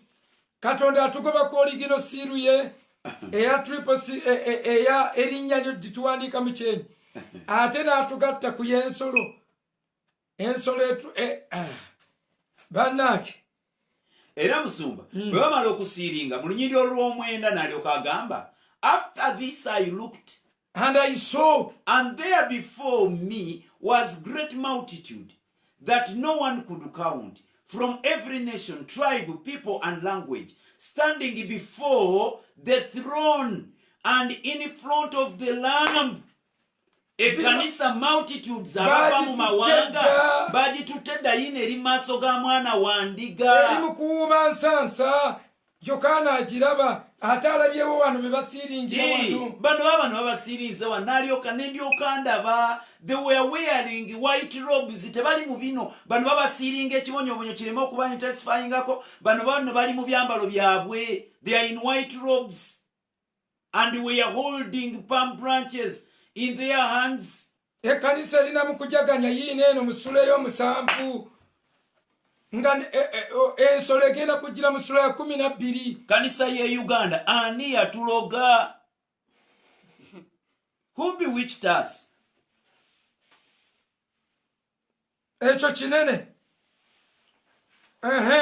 Mu ssuula ey'omusanvu tulaba bw'ajja okukima era akimako bano ababadde sirudi. Mu ssuula ye-14 layini esooka babasiirinze ekibonyoobonyo ne bitambula mu 14 bwe tuddamu okubalaba nga nabo ekyabwe kiweddeko. Bagamba ekimala kimala. Ne babatwala ne babajjawo abaaweereza ne babawandiikako erinnya eryakato abaali abawandikeko erinnya mu byenyi ne tuwa ensonga esembayo nzikyaliwo zingako ensonga eddakawo great tribulation nti waliwo abaali baava mu great tribulation naye great tribulation si ey'ensolo anti bano bajja ne beekwasa mu ssuula ey'omusanvu bwe boogerera ku great tribulation kyokka ate ensolo eri mu ssuula ya 13 kyekibalowoozesa nti great tribulation erina kuba ya nsolo era ekigambo ekyo ani yagaa nti kiri awo wokka mu bayibuli gwe mu Bikola by'Abatume 8 tokiraba and the apostles went through great tribulation zizze zibaawo ate nga ziri great kakati mu ssuula ya 13 ensolo nga tennaba mu ssuula y'omusanvu manya boogera ku great tribulation ng'ensolo tennabaawo nga waliwo olwedde abavudde mu great tribulation yesu yava wano ng'agamba ati kuno kuliko ki olunyi lwa 13 Then one of the elders asked me, these in white robes, who are they? And where did they come from? I answered, sir, you know. And he said, these are they who came out of the great tribulation. They have washed their robes and made them white in the blood of the Lamb. Yes. So, mikwano, great tribulation, okuva Kristo bwe yava wano. Buli byonna abadde professing erinnya lya Mukama, abadde alina ebibonyoobonyo byayitamu byajja asisinkana. N'ebyange biri great, nze mbonyeebonedde ku duniya kuno. Kaakano tetuyinza kugamba nti mu biro by'aba Pawulo okufuga kw'ensolo gye kwatandika mbu ensolo oba yabaawo dduulu. Simanyi na kumanya. Okay. Tubalekere wano. Okay. Tuyinza okubalekera wano. Kyaki ekoma okwogerebwako mu ssuula ey'okusatu mu ssuula ey'okulala esooka ne bagitwala basebo ne bannyabo bingi nnyo. Era nga kyaki obunnabbi bwe muba mulina okwetegereza ennyo bwe muba mutina okuteekako emitima gyammwe. Matayo essuula ye-13 yonna mugitunuulire mulabe ebintu Mukama waffe byayogera. Ebigambo ebyo byayogera yali abyogera ku kkanisa. Matayo 13 kubikkulirwa essuula ey'okubiri n'ey'okusatu obunnabbi obwogerebwa ng'ayogera ku makanisa ago gyemize zenkonge byebintu ebiyinza okulemesa ekkanisa okutuukirira mu kuyitibwa kwayo. Bwe tunuulira ebbaluwa ez'abatume Timoseewo kyakubiri okuva ku ssuula ya 3, Yakobo essuula ey'okutaano, Timoseewo ekisooka 4, obunnabbi obwo tulina obwetegereza si kulwa tufuuka abatasiimibwa nga tulinda ensolo.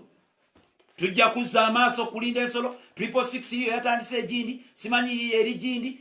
Muve mwerabira omwoyo, mwerabira okulwanagana n'emize, mwerabira okwewala buli butali butuukirivu nga mulinda kimu kasitanza ensolo namba 666 nja gigaana, nze nja gigaana, era abaana bange bajja mikwano.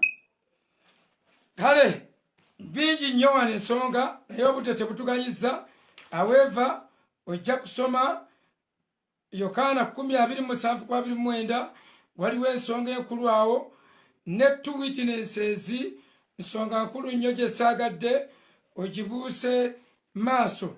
2 witnesses be bali emisayituuni ebiri, emizabbibu ebiri egiriyimirira okubuulira Abayisirayiri enjiri. Be tusuubira okuba nti agenda kuba Musa ne Eriya. Abo tebamanyi Luganda, tebamanyi Luzungu, bagenda kuba babuulira Abayisirayiri enjiri. Era bali batta ensi yonna nebalaba. Mwe mugenda balabira ku TV amwe abagenda okusigala, kubanga buli alinda ensolo ekikanga bwe kigenda mutuukako nga tategedde. Era mbabuulira mu Samale nti buli alinda ensolo nga tolinze Kristo owedde. Lwaki? ensolo bweribeze oliba ogamba nti siya nejja tekirwa mawulire kyalabise dda kigenda kuba tukisoma mawulire kati oba ogenda kweteekateeka nga bwe muzze mwewubisa mbwe ensolo ye Papa John Paul, ensolo ye Obama. Ensolo bintu byammwe kaakati n'olwekyo ekyo kiwubisa naye ekiriwo bayibuli egamba mweteeketeeke kubanga temumanyi ssaawa temumanyi wadde olunaku ajjanga mubbi mwetegeke singa nannyinimu yali amanyi ebiseera omubbi waanajjira mbu yandisuza atunula n'akuuma asobola okulwana n'omubbi kaakati ate mwe abooluganda ab'ensolo mwe muba mumanyi kubanga wiiki batugambye esembayo mumanyi n'ekitundu omubbi wagenda obbatulugunyiza nebbanga omubbi wagenda obbatulugunyiza ajja batulugunyako emyaka 3 n'ekitundu bwagenda batulugunya emyezi 12 kaakati mwawo muba mumanyi n'obudde lwaki bw'atandika otutulugunya ku kiro kya leero tubalamu amazima n'essaawa yesu waddira tuba tugimanya ate nga yatugamba teri amanyi kiseera wadde obudde so mikwano gyange twagala kubagamba tuve mu bintu ebyokwewudisa tulindirire mukama waffe yesu eyasuubiza mwesigwa oyo agenda kujja kima ababa abamanyi agenda kukoma mu bbanga ate ensolo bayibuli egamba agenda gitta n'omukka ogw'akamwa ke nga tayimye mu ggulu agenda kujja gitte n'omukka gw'omu kamwa ke ate ekkanisa agenda kukoma mu bbanga atutwale. God has nothing to do with your skin. Ne bwe bagigambulako ne bw'ogijjako has nothing to do with it. Tubifeeko ebyo byonna tekinologi oba omuganda oba omukkiriza it is up to you. However ebintu byonna birimuko diabolical parts. Computer nnungi naye eyinza okuba embi, chip eyinza okuba ennungi oba embi depending to what you are using it. Kubanga accountant yakola mu banka aba yeetaaga nga 5G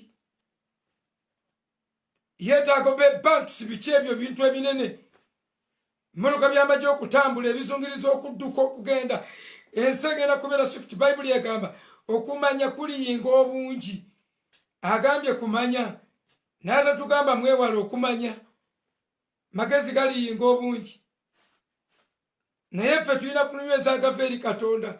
N'olwekyo twetereeze essaawa yonna Kristo akomawo nga bwe tubuulira bulijjo era nga namwe mubuulira n'entambi ze mwateeka ku mikutu gyammwe left behind.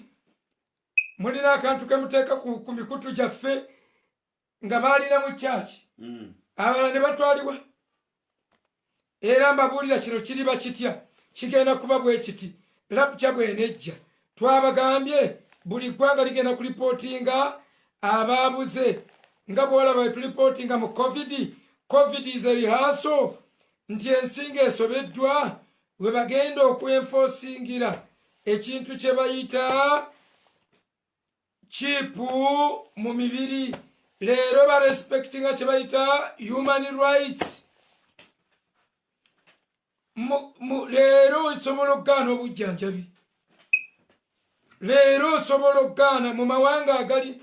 I'm talking about civilized nations. Civilized nations. Tewannabaawo ggwanga lya violating the human rights ne likola lwa mpaka mpozi ku baana basobola okikola. Naye wali kye twogerako nti singa rapu kyeneebaawo amawanga gajja kutandika babaleebalemu nga emiwendo egigenda nga buli ggwanga nga lireeta be babbye agabala obuyambi. Kyemanyi amawanga East Africa kaŋŋambe East Africa tewankubya amawanga ga East Africa gajja kuwaayo bangi nnyo nga galowooza byagaba buyambi ng'olwo waliwo ekigambo kidnapping awo ebintu ebigenda okutambulira ku globalization ogezaako biglobalizinga naye bibalemenga kubanga tugenda gatta ebimu nebirala tetuli bigatta. East Africa esobola okugatta ebintu byonna naye tosobola gatta bannauganda ne Rwanda. Rwanda enkola ezaayo ndala nnyo kuzaawano. Era Nsumba bino bye balaba simanyi intelligence council, simanyi ecuminical systems, ezo na systems tezijja kusobola cooperating as long as church is here. Tezisoboka. Tebisoboka. Naye church wene emala okuvaawo ekyo ekisiikiriza eky'abannani believers abaali ba professing okubeera abakristaayo be bagenda okwegatta mu nsinze ey'ekisamize nga teri kulumirizibwa tewakyali conviction batonde ekintu sitaani kyajja okuyitamu agolokose nnabbi w'obulimba false prophet asikozesebwe okulimba amawanga basobole okukkiriza basinze ensolo. Bano abakyewaana nti emirembe gizze kubanga waliwo yabuuzizza nti kakati olwo ate bano abagenda okigaana ebatte era mu Bayisirayiri bagenda kulabuka. Ekyo kyangu nnyo jja kisoma nti balirabuka era baligaana naye nga on grounds nti ekibayingiza eggulu kubeera nti bakkiriza enjiri y'obwakabaka. So enjiri egenda kubuulirwa emirundi 3 ng'ebuulirwa Abayisirayiri, egenda kubuulirwa emitwalo 14 mu 14 bagenda kuba baweereza kyekibayisa abaddu. Enjiri egenda kubuulirwa malayika yennyini agenda kubuulira mu 2 naye bye tujja bisomeseza mu kirasi. Ale tuli ku crusade esomba naye wali kirasi yaffe tuba n'abantu baffe abasoma nga 14 ng'olina kola notice by all means. Akali wetunaba tusoma eschatology tujja kuva kumu lunyiriri ku lunyiriri tugende mpola naye leero tubadde ku crusade. Mikwano gyaffe oba mwetegeke oba mulinde ensolo. Nze ninze Kristo tugenze kulinda Yesu n'abaana baffe naye bino tebitwawula era buli muntu yenna mugambe nti bino tebitwawula. Era bw'olaba atandise okwawukana nga yeekyanga ng'omanya be basiraamu abaatuyingiramu buli mulokole yandyetaaze okutegeera endowooza endala nga si kulwa asigalira. Pawulo agamba si kulwa nga tuwaba ne tubivaamu kyetuva tukitugwanidde ennyo okwekennenya n'okwegendereza. Tebitwawula lwaki? Gwe bw'oba olinda n'ensolo n'otagituukako nze nfiirwaki? Nze bwe mba neetegese ennyo okutwalibwa enkya gw'ofiirwaki? Wabula nze obulabe bwokka bwe ntidde gwe kugamba nti tujja kuwulira ngeri yandiwulira. Ndiwulira bamugamba ffe mu kasooli n'agamba tuliwulira nga banoka. Tulimanyanga ensolo eragaanye endagaano bweriragaana endagaano nga sirabuka nga mukazi owokubiri ngoba nga mwejjako gwenti nga ndokoka nga nsabaawo nga nerinya bwetambulayo omwaka nga ntereera. That doctrine is very dangerous. Era bw'osensera mu buziba abakkiriza nnyo mu doctrine eyo okwonoona kungi nnyo mu societies ezo. Though there is a pretense of holiness, but sinning is very high. Buli wosensera mu buziba. Fornication, wars, temulimu definite fear of God. Lwaki? Kyebatya kikyali wala ensolo wejjira tegenda kubwatuka bubwatusi. Bwe muliraba ekyomuzizo bo balinda ekyomuzizo nene yeekaalo teriiwo. Bwe muliraba ekyomuzizo ekizikiriza nga kitudda watukufu. Kubanga teyenjigiriza egamba mulinde mulabe ekyomuzizo.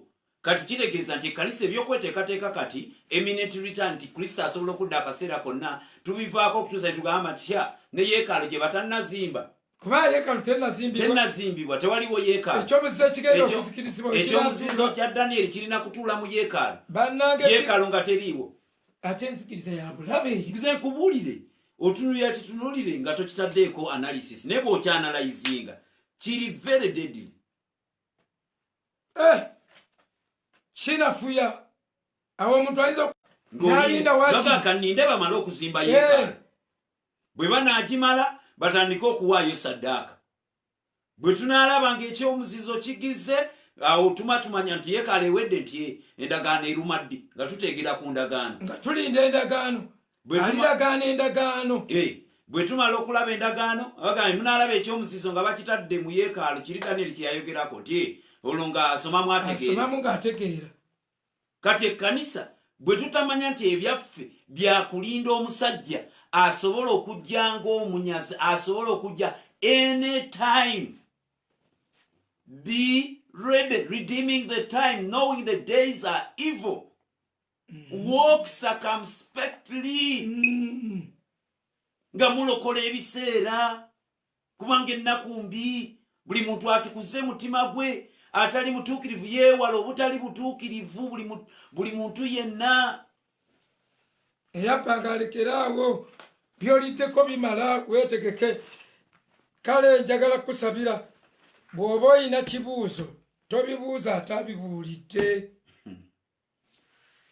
genda mu inbox genda mu simu bawe simu yo buuza ebibuuzo ate toyomba ate beera mukakkamu lwaki toyina biseera ate opretendinga nga alina ebiseera ebyokusoma nsoba balina n'omuze addira ekibuuzo n'akikasukira musumba we n'akiddamu nga bw'akizeemu oba avumye n'akikukasukira kati ono naye n'akiweereza bulambalamba toleeta buzibu kuba tujja muddamu ate ogambe yabadde twamukendeezezza so abasajja abakulu abo mbalekeeyo bwe weetegerere wekka nabo bajja kweka babiwulirire mu kinaabiro lwe balinoonya message ey'okubuulira ng'emubuze agenda ku ddaanyige ku last chance so temu buli omutegeera gwali ku crusade gwe tubuulira gwe tubuulidde bw'oba oli wakubuuza kibuuzo bye tubuuzizza by'oba omubuuza nabagambye mubabuuze essula 12 omukazi yaani odde mugende mugisome omwezi gwayambadde akugambe nti omukazi kanisa mbukubanga omusota negolokoka okumira omukazi n'okutta omwana w'omukazi buli lwagwa mu kinye ekigamba nti omukazi ye kanisa ng'oyo oyo manya afe ku end time mbasaagala kukozesa kigambo kirala tokikozesa bajja kwenenyesa kwagati ng'oyo afa ku end time omukazi yaani omwezi gwayambadde kyeki emunyenye zayambadde kyeki ate ng'omwezi guli wansi ayambadde enjuba kyeki ekkanisa yeyambadde ate ku wansi w'ebigere wali omwezi ate ensolo neerwana n'omukazi agenda okwekebwa mu ddungu abatalina malungu mugenda kulagawa kakati ebyo byonna byonna bikulu bingi nalaba ebibuuzo nga bingi nnyo twawandiisa ebibuuzo bingi nnyo twagala avaayo yesimbe wali nga ffe tumubuuza bubuuza nga tetuwakana tubuuza bubuuza ate kino bwe byegatta va ku end time abatume tebagibuulira bwe batyo ne Yokaana teyabuulira yawandiika kyaloose kyalabye naye tewali mutume yasomesa ku 666 kati ffe betukutuka nabyo tetumanyi enjigiriza endala musumbere yakabenje yenkola y'aba Seventh Day gamba abantu those things are not literal ebyo ebintu bifaananyi mbukubikulirwa bifaananyi birina kye bitegeeza kirala naye ono omusajja atunudde ali mu kwolesebwa era buli ekyali ekizibu yakivuunula nagambe munyenye omusanvu soolabye ettabaaza omusanvu gy'emyoyo omusanvu egya Katonda. Kino ze kkanisa omusanvu. Ensolo gye walabye eyaliwo ate nga tekyaliwo yeey'okumunana ate ey'okumusanvu. Leero bannange ekkanisa y'amawanga baagala nnyo okwekalubiriza obulamu bwe lokoka weetereeze akima ekkanisa. Musumba kalica ze tuvaamu bulamu bwakulafuubana. Anyway, ye Pentecost. Life of obulamu bw'otabukaluubirizaamu. Ye yasoma breakthrough. Ne bw'oggulawo oluggi Pentecost alugala alusambe. Asooka n'alugala alukuba etteke. Ye bamutrayininga you have to break. Obwakabaka bwa Katonda buwaguzibwa babutwala. Agani ne bw'osanga oluggi olugule ayagala alusambe. Addako emabega nkola ya ndiga. Okay. So ladies and gentlemen, twagadde tukome wano. Mwebale nnyo, mwebale kubeerawo. Aleni webale nnyo, mwebale kutubeererawo. Ne mutubeera nga mugoberera. Mwebale kutunula naffe. Mugabanire wamu empeera naffe. Leero tulabika nga tuli batono nnyo. Naye obudde bulituuka. Temulinoonya. Abayogeranga ebigambo bwe bati nga temukyabiraba. Twabiyimba ku Crusade. Balinoonya balokole baalagawanga tumaze okugenda. Balinoonya balokole baalagawanga tumaze okugenda. Tibaali be bavumanga nga tumaze okugenda. Leero tulabikanga abatalina muwendo. Tulabikanga abatali b'amaanyi mu maaso gammwe. Naye ebiro bigenda kujja lwe mulinoonya messages bwe ziti. Nga toziraba olinoonya kyowa abaana bo bakitegeere. Nga mukinoonya. Era mulijja Bayibuli erina bagamba balijja ne beekwata ku lukugiro. Nga bagambwe mulina Katonda. Naye bassebo ne bannyabo mwebale nnyo, mwebalire ddala. Katubasabire Ssennoga mwebale nnyo, Mugaga Vincent mwebale nnyo, Top Fan and many others. Buli abaddeko okeesa obudde buno.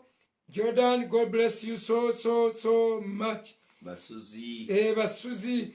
Waliyo basayirenti abalingiriza mu kadirisa. Agnes Mulindwa. Divine webale nnyo. Esther Favor. Yasomye ate yazze. Nalugwa Caroline, God bless you so much. Thank you. Fetufuye Kondere. Betty. Katonda kutuweera omukisa. Banaye Mukama batuweera omukisa abasaudi eyo yonna abali mu Middle East. Kisache Jonathan, God bless you. Bana Uganda mwenna Nsereko Zahara. Natukunda mukwano gwaffe.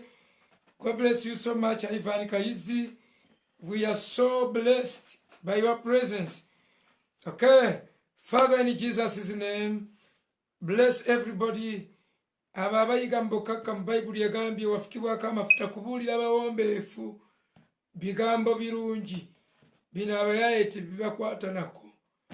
Byabawombeefu bokka. Bano abeewombeeka n'abuuza mu bukkakkamu. N'abuuza mu ngeri ey'obukkakkamu nga teri mu kusoomooza nnyo kwokwo. Waliwo yabuuzizza nga bw'avuma. Mukama naye tumukwebaliza oluganda oyo muweereza gye tuli. Atuyambye okucekinga ekibala ekyokugumiikiriza n'okusigala tuli balungi. Mukama tumukwebaliza kabaka wa bakabaka. Kwegayiridde taata ebintu bino si byaba pretenders. Bonna abadde bapretendinga kwegayiridde oyogere nabo babeeko kye balaba. Waliwo abagamba nabo bajja bisoma naye ng'obudde bwennyini tebabulina. Naye naye baba n'obudde ebitabo bibagenda okusoma tebabiguze tebabirina. Ate ne babigula tebazimba kalica esoma bitabo. Ate ne batandika okubisoma leero nkugambye kifo ky'okukozesa obudde buno ne batunulayo ne bakeberawo wokka bwe twogedde ne beeyongerayo. Mukama mbasabira bawe ekisa banyweze. Ffenna tuyamba okweteekateeka tugende n'abaana baffe tugende n'emikwano gyaffe amampaati amalala olusunguyira byonna teeka wansi. Bino ebintu tekuli muganda wo oba yafa naawe ku musaalaba. Tewali yafa naawe ku musaalaba. Waliwo oluganda yagaye nti yo oba afa afe. byajja kufiirira Kristo. Kristo oyo ayagala okufiiririra ye Antichrist. Kubanga ofiirira otya Kristo eyatufiiririra. Mukama akwegayiridde tuwe ekisa tutegeere bwe muli banya amazima gali bafuula ab'eddembe ebintu kyebifa bibatondoola kuba bikulaba walekeddwawo ttayo disolate nsimu ne kikulondoola kikutambulirako owunya ki baye enswera zirondoola omuntu ng'alina akantuntu naye awunya evvumba ettukuvu. Mukama akwegayidde twerongooseze byonna mbisabye okuyita mu linnya erya Yesu Kristo Mukama waffe. Amen. God bless you. Bless you, everyone. God bless you.